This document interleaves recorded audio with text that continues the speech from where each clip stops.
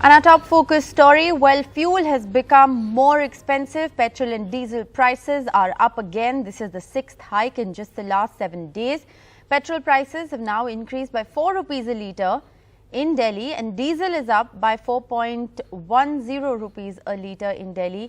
And these are, of course, the prices that are up in just the last 7 days. Himanshu joins us with the very latest. So, Himanshu, yet another fuel price hike that we're reporting this morning, the sixth hike in just the last 7 days.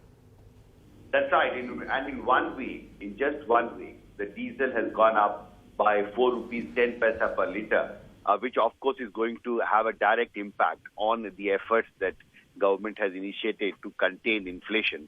Remember, inflation was very high even before the Ukraine war started.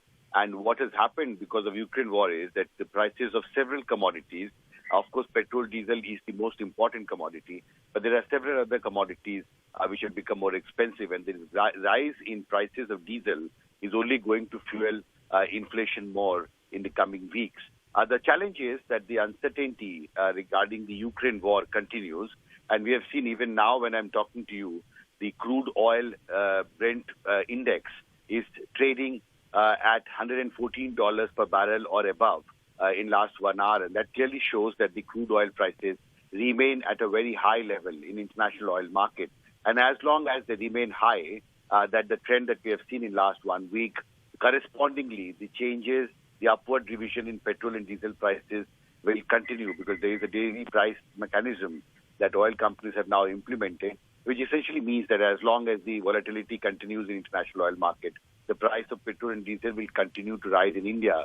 And unfortunately, that is what the trend that seems to have appeared now in last 10 days.